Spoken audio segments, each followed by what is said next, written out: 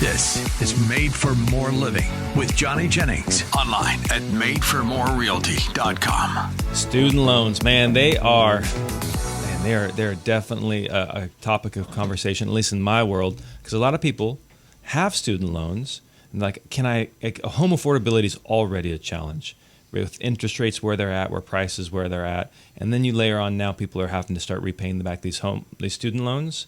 Like, can I even afford it?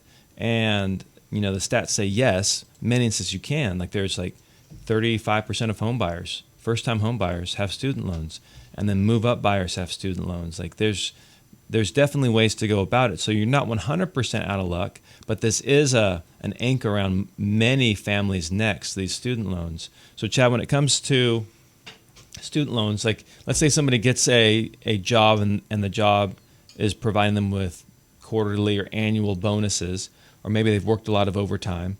Should they take that extra money that maybe they weren't counting on, or the extra money beyond what they need, should they apply that towards their student loans to pay them down faster? Or should they start investing in whatever investment vehicle, real estate, mutual funds, whatever it is, stocks, Bitcoin? Should they invest, or should they pay down their student loans? Which would be the correct course of action? I'm glad that you only gave me two options there, because I feel like the popular one would be, well, now I need a new car because I have the bonus money, or now we need to go on that big vacation. Got to get that Rolex. There you go. So let's stick in that relevant topic area. I would much rather see someone apply that money towards their debt. When they're putting that money towards an investment while they still have debt, picture a bucket. And if you're making that investment, you're trying to fill up this bucket. Mm-hmm. It's really hard to get a bucket full when you have a hole in the bottom and everything's just draining right out the bottom. Mm-hmm. So if you can go first and pay off that debt, all you're doing is patching the hole in that bucket, so that when you get prepared for the next stage of life to be investing, when that time comes, when you're out of debt, now you're able to actually fill that bucket with meaning, because it's not just all going out the back end from debt payments. I like that analogy. Just, go through your life, do an audit of your life, and find out, where are the holes at? Where are the holes in that bucket that are draining? Oh man, I got lots of holes. I know. It's true. It's true. There are some holes that just, there's no way you can fix them, but you got to buy the lotto ticket. I got to buy that lotto ticket every week. That'll patch some holes. Yeah. That's one hole you can patch up. That's a little hole. Yeah. But I just like that analogy, Another thing too, are there holes that you can patch up that are unnecessarily draining your wealth build, Absolutely. Because part of it is, hey, am I building? And part of it is like the first rule of, I think, building wealth. I forget who said it. Maybe it was Carnegie. Maybe it was Rockefeller. I think it was Warren Buffett. He said the first rule of getting wealthy, don't lose money. Yep. Right? And if you're losing money by paying out student loans, and many of those loans, if I'm correct, have an interest rate around 7 to 8%. So they're not like crazy credit card interest rates, but it's really hard to do better than 7 or 8% in the open market. So you're really not, like, is that true? Yeah. Is that how much they are? A lot of them are starting to see that interest rate amount. Years ago, they were lower, like 4 to 5%, but it's very common for me to sit down with folks now and look at what they have. And their interest rates are in the 7s on their student loans. And it's also with a 6-figure student loan. Yeah. So it's 7% on $100,000. I mean, this is $7,000 a year just to pay the interest. Just the interest. Yeah. So anyways, so your suggestion would be to pay off the student loans. And then once they're paid off, then start investing and going about building wealth. Yeah. So if we tackle that just real quickly, thinking about the steps and the order in which we do those things, paying off all debt. So anything that's non-mortgage debt. So whether that's car loans, whether that's personal loans, student loans, tackling those things first, then build yourself a small emergency fund, then start really focusing in on the investing side of things. Not when you get a bonus, but making that a normal rhythm of life. Yeah. Out of every paycheck, out of every budget. What do you say to people who will argue, well, just being an American, that's just the way it is. Everyone has debt, and that's just the way every person goes through life. Everybody has debt, and I'm no different than everyone else. I'd say that's a mindset of feeling like it's okay to be normal. And I want to be average and I don't want to be better. Well, a lot of kids go through school and they get C's, but you know what? A lot of kids are also capable of getting A's. Mm-hmm. So do you want to be an A student or do you want to be a C student? And you get to make that choice every day when you wake up. C's get degrees, man. No, I think it's D's get degrees. D's get degrees. Yeah. No, yeah. No, it's true. I mean, debt is just from people, because luckily we're not in any debt, thankfully, because my wife is just good at financing. But it's I can help you with that. What? I can help put you in Get debt into more if you debt? want. Yeah. Play the lottery more often? Yeah. But I have been in debt, and it's just a weight. And I mean, the freedom that you can experience just in life by tackling that is just a new level of living that I think everyone should experience. Just that it's just overwhelming. It's more than just the tangible financial part of it. It's the emotional and mental stress that is poured on top of you when you're thinking about that. It's chains that are locking you down. And whether you're thinking about it proactively every day or it's just rattling around in the back of your mind, you feel the weight of those shackles every day. Yeah. And slowly you start to pay those things off and you pay off the vehicle. Now you don't have a monthly car payment. Right. Even if you're not thinking about it, subconsciously, the weight of those shackles just got a lot lighter. You're thinking about it either way, whether you have debt or whether you're worried about paying off the debt or not. Those people are thinking about it.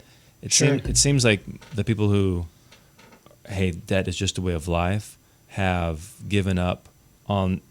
They just given up on the possibility of changing that way of life. Right. Maybe that's it. They feel a little helpless. Like there's no hope. Yeah. Yeah, and it's. I mean, it's not easy. It's not. If it was easy, nobody would have debt, right? Sure. But I guess the question would be, is it worth it? That's probably the question they're asking. Is it worth it? And I think part of it is our culture and our society. You know, people don't want to do hard things. Yeah. And getting out of debt is hard. You know, and it's challenging. I would say it's easy to just go. If you can't afford something, it's easy to just give a credit card and say, "Hey, I'll pay for it. I'll figure it out later." This makes me feel good now. For those people who are thinking about getting out of debt, I would say getting out of debt is easier than staying out of debt.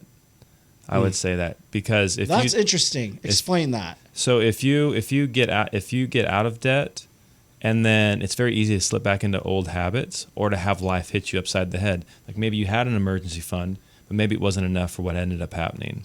Like so it's like losing weight. You can lose the weight, but can you keep the weight off? Mm-hmm. And so that's the other side of that debt reduction coin is keeping the weight off. But speaking of keeping the weight off, there's a lot of stuff rolling around in this big beautiful bill that Trump keeps talking about, and one of them is moving. I forget what it's called. Forced depreciation down up from 60 to 100%, and it just sounds like an incredible tax advantage where anybody can now go in and buy a property. Let's say they want to invest in real estate, buy a property, and then put that money down. So let's say they put 20% down. Instead of paying that money to taxes, they can use this forced depreciation option and really recoup that money. So rather than paying the government, so here's an example. Let's say you buy a $500,000 residential unit. $400,000 is the building. $100,000 is in the land. You can't depreciate the land. So cost segregation, do a cost segregation study, and you find that $100,000 of that building is in short-term life assets. So you can depreciate up to 60% of those, up 60% currently of that $100,000. I know a lot of numbers within year one. So now all of a sudden, you just saved yourself $60,000 in taxes. If the big beautiful bill goes through, it could go up to 100%. And so now you're investing in yourself rather than paying taxes. So that's a pretty interesting strategy. Chad, are there any other like tax saving type strategies that you recommend your clients use?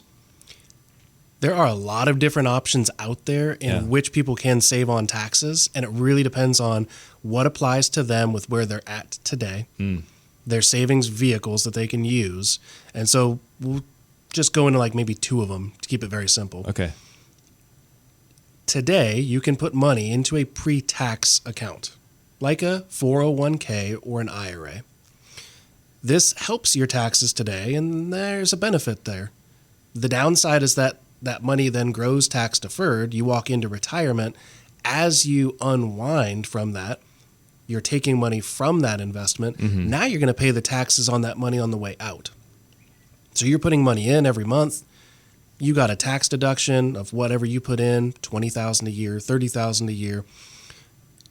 You're then getting a tax break. That's helpful.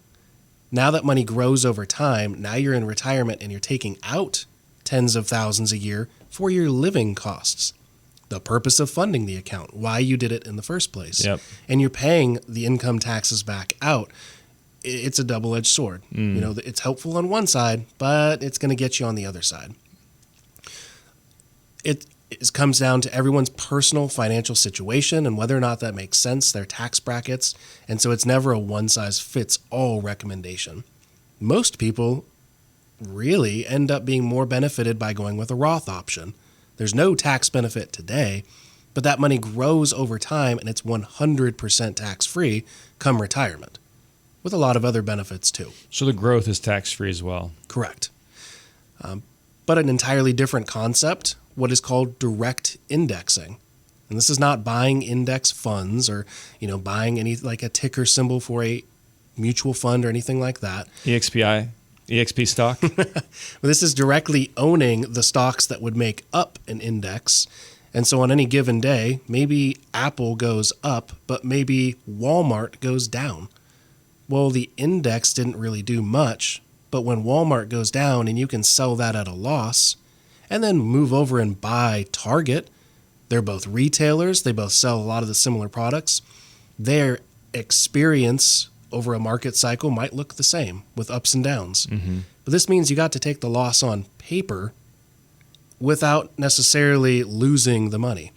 So over a long period of time, you can still get growth from this type of investment, just like being in the overall stock market, but you're strategically taking these losses on paper every time they occur, and it can be extremely valuable. So you can So let's say you have $100,000 in this account. It goes down, you lose 10%, so you lost 10 grand. You still have the same number of shares, it's just their value's gone down. Their values have changed, and let's just think about that again. Like, okay, maybe Apple went up and Microsoft went up, but only Walmart went down. The ones that go up, you're not selling. The ones that go down, you're swapping out.